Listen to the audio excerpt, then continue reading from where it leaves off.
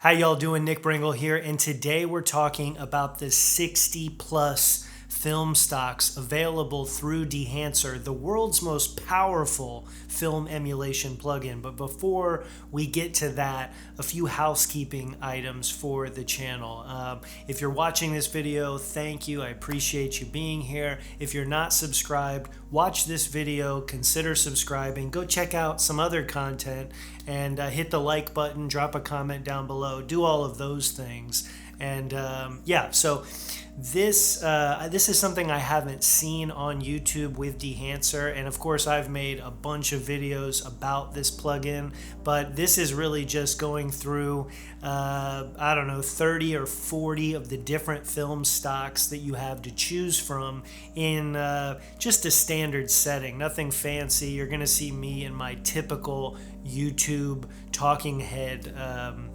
setup, and at the end I'll also show you the lighting and the equipment that I used and everything like that. And I'm going to do the same for this shot. I don't really do this shot ever, but I will show you the lighting and just how I set it up and all of that interesting information that a lot of you ask about.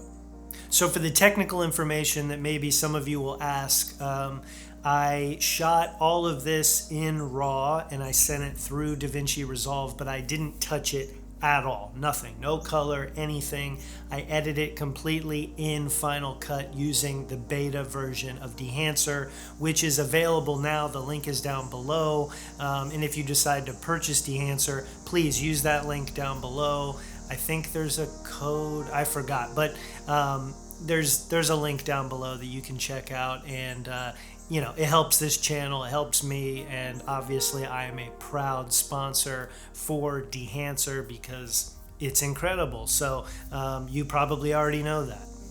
So besides changing the film stock, everything else is just film grain and a little bit of contrast and exposure adjustments, some temperature control, things like that. Nothing fancy, just really minor corrections to give you the most simple film stock look of each and every one, from the Kodaks to the Fuji to the Ilford, all of the different film stocks. There's like 63 of them, I think. I didn't do all of them. You can go ahead and do that on your own. I just thought this was an exciting thing for people to look at because it's not out there with just one static shot and seeing it kind of flow through. So yeah, I'm gonna shut up now.